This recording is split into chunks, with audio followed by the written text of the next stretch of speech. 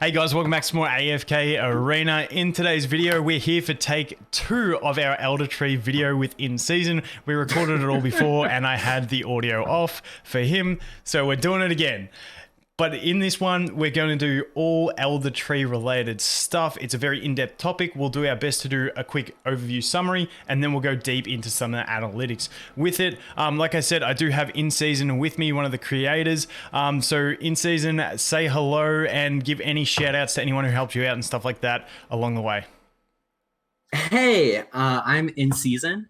I feel really bad for you guys because the first take was stellar, besides my lack of voice.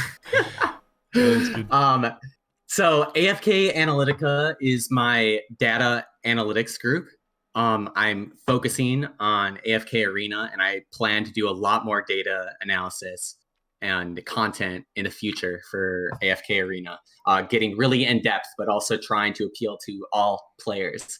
I just wanted to give a massive shout out to my guild Thicket. The Thicketeers were jacked to hear that I was going to be on Vulcan's YouTube because they are big fans. And I also wanted to give a strong shout out to Grub, Saro, Ensign, and the other AFK Analytica members. I could not have done it without them. And they mean quite a bit to me. This is a really interesting project and endeavor. So big shout outs to all those people. 100%. And thank you for having me on. Big shout out to everyone involved, because these type of posts, there's so much effort that goes into them. It's ridiculous. So oh my God, don't even get me started. Yeah. So what we're going to do is we're going to get into the this post. This is a Reddit post, which will be linked in the description. We will get into it. But before we do that, we decided we might do a quick sort of like TLDR for those that don't want to hang around for the analytics. You just want a basic, just guys, just tell me what am I investing in and stuff like that. We're going to do like a quick few minute summary of it, and then we're going to go into the analytics, and then we'll learn a bit more about why that is. So basically with the tree, so you have your core tree.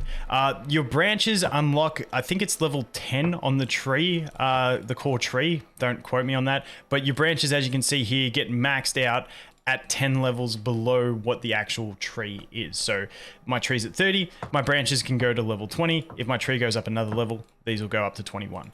That's the basic gist around how it works. Now, what you want to invest in is you want to look at, for early game players, you know, progressing through, you want to look at what your main carry damage dealer is. For instance, if you have an Iron as your main carry damage dealer, you want to look at doing the Celerity tree first, because that's the one you want to bring it up to whatever the max it can be. For instance, now it's 20.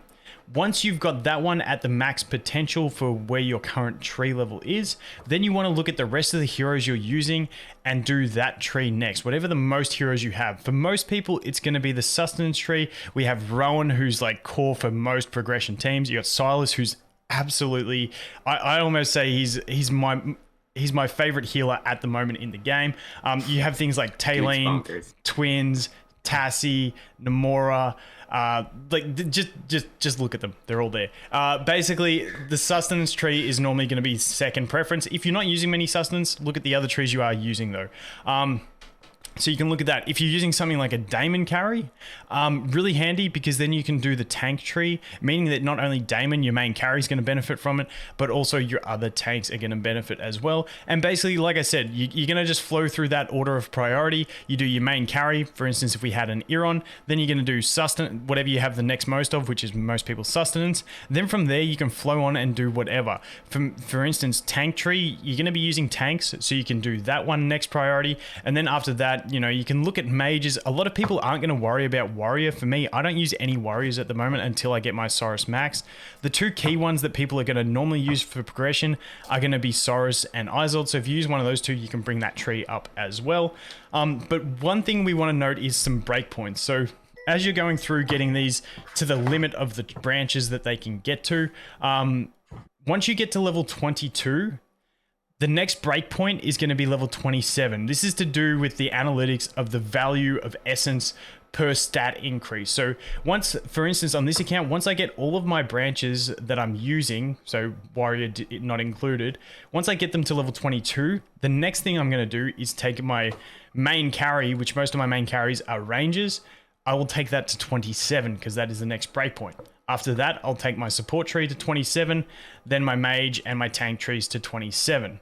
Then after I get all the ones that I want done to there, then I'll go to 32 with my main carry tree, which is normally going to be Ranger by this point because this is when you're using multiple, a lot of heroes. As you can see, I've got a bunch built. Ranger is my primary one, especially now that I have Lucretia. Then I'm going to take that to 32. Then I'll slowly get the others to 32. Once you get to 32, that is when, and this is very late game when you're getting to 32 on multiple branches. Then you're going to choose one branch that you use most. For most people, it will be Celerity. And you're just going to invest in that tree, that branch, forever until you spend $1 million or you're 80 years old, whichever one comes first. But it's pretty much, that's the basic gist. We will go deeper into why when we look at the analytics of it, but that is just the basic overview. Is there anything else that you wanted to throw in there for that in season? Yeah, just to reiterate that those are the percent stat benchmarks, and that gives you the highest yield, the highest power return on your Twisted Essence. That's that level 22, 27, and 32. The lower levels, it's not too much of a stress because you're going to be keeping up with the level of your tree as well. Anyway. Yep. Okay, so now with that out of the way, let's jump back over into the post and take a look at this post and what we're actually looking at. So, do you want to give us a quick overview of the way you built this post? Yeah, sure. So it was built based on the special stats, which you can sort of see in the center. These are the classes, and the special stats are below them. You have accuracy, life leech, haste, dodge, crit, haste.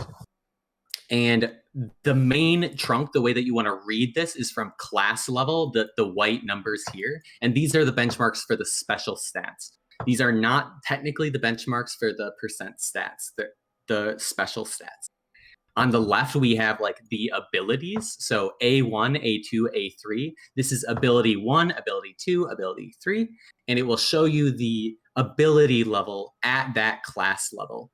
So the whole general idea was to get as much information in a concise and readable format so you can sort of get an overview of what you're getting every time you invest in that class level. And on the right, we have the average stats, which is sort of just an approximation of the average stats that you will get at that benchmark. This isn't the exact benchmark that you will unlock those stats, but that's how much you will have as you progress. Yeah, for instance, that's essentially it. For instance, when we look at those class levels, then you can see at level 12, you have level 2 of the first ability. You do unlock those abilities at the first ability, which is the blue one, you unlock at level 5. Then the red one you get at 15. And then the green one you get at 25. But this is just like you said, you based it around these, accuracy, life leech, haste type stats, because those are the breakpoints when you actually obtain them, and then you averaged everything else to go around it. So really nice that you can look at it like this. For most players, when we were talking about, the 22, 27, stuff like that, 32, once we get past this 32 stage, we're looking really endgame. So the first upper bracket is where most players are definitely going to sit. And then also we do have on the left the cost of the essences through there as well, if you want to check that out. Moving down, so we have the abilities here. So with the abilities, once again, you unlock your first one at level 5, 15, and 25, and then you get the second stage of that ability where basically the numbers just go up on what they're doing at 10, 20, 30, and so on and so forth. What you can do is, this is all color-coded from the numbers, and you can correlate it to each class's abilities down here with the same color coding in those numbers. So that's how that operates. In the middle here, we just have the cost, the essence cost for upgrading. And then over on the right here, we have a really interesting one that I really enjoyed when we did look at this. So do you want to tell us a little bit about these little graphs on the right-hand side here? Yeah, so every time you unlock special stats, you increase, sorry, not special stats, percent stats. You increase HP, attack, and defense with certain parts per class. So at the above, it will show you the percentage of each stat that you increase. So the top graph is HP, middle is attack, lower is defense. And I think the things that sort of stick out to me is that sorcery has the highest percent attack increase. And another thing is that fortitude gets the bulk of the percent stats in terms of raw value, and that they have the highest percent stat increase in HP and defense. Now, one thing I want to point out is at the bottom, it's kind of hard to see the numbers there. Those are the benchmarks for the percent stats if you want to have another reference. So 2, 4, 7, 8, 12, 14. And the relevance of that is that they have different cost for each level. Yep, definitely. And and the thing with that is, like, once again, you touched on it, but the thing I really noticed is it feels like the warrior tree is in a bit of limbo. You know, they're pretty low on the attack because they deal damage. They're that bruiser sort of middle tree that just, they don't really stand out for me. Whereas you've got something like the tank tree, which is just getting heaps of defense and heaps of HP out of it, which is really nice. Which is when we spoke about earlier on, if you have a Daemon carry, you know, you invest in that tree. It's really handy because you're not only buffing Daemon, you're also buffing your tanks, but they're also getting a decent stat increase out of it along the way.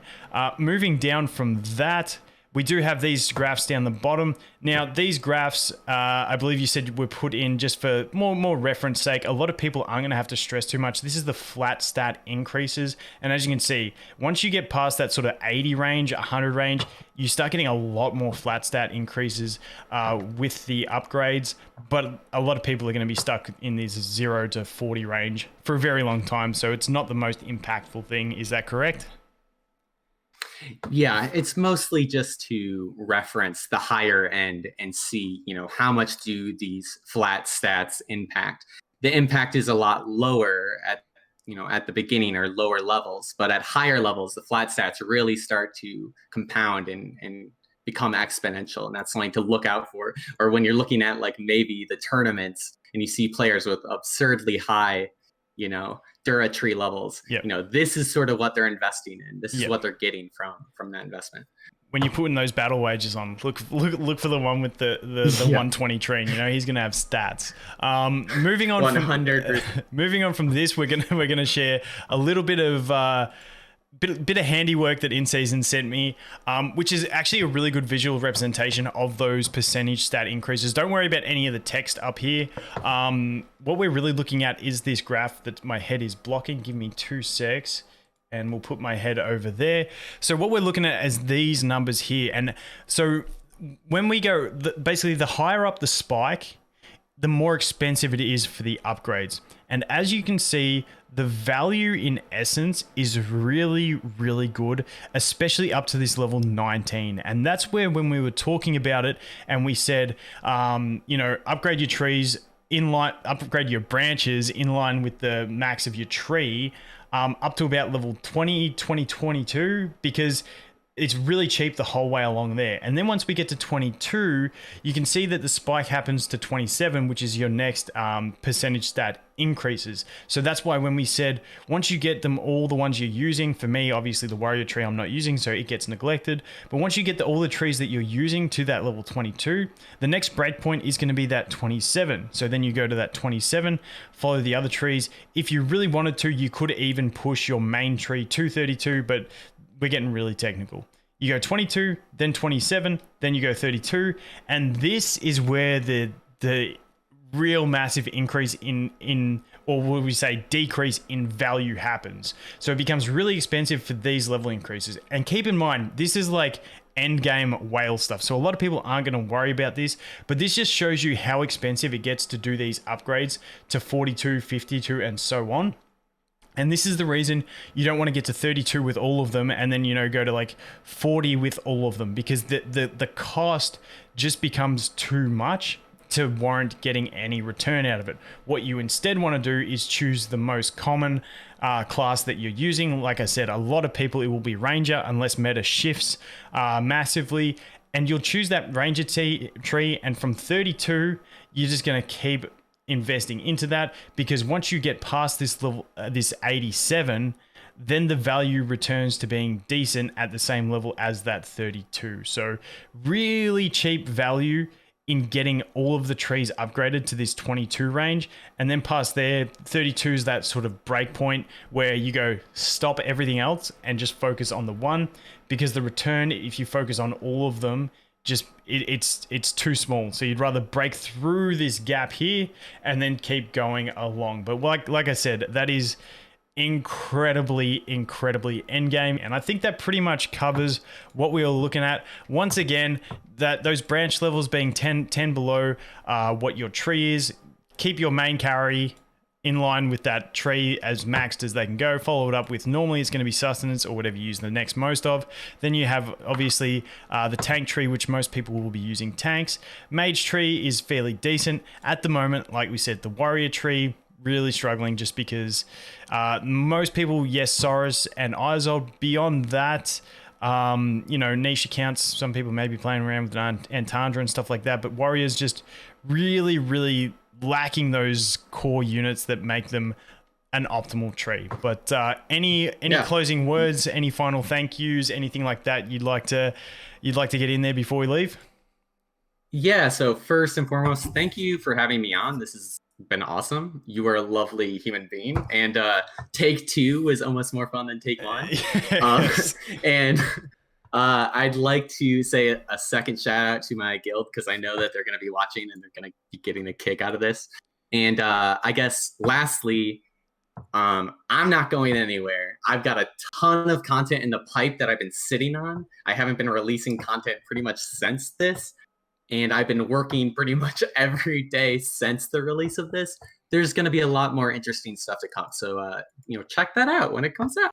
Definitely, and we'll definitely cover it when it does come out. But let us know if you like this kind of thing. I feel like the format we did this in was fairly good. The people who only wanted the summary, they're probably gone by now. For the rest of you hanging around at the moment, we really do appreciate it. Anyway, that is going to be it for this one. Thanks for watching. Hope you have an awesome day, and we'll look forward to seeing the next one. Cheers.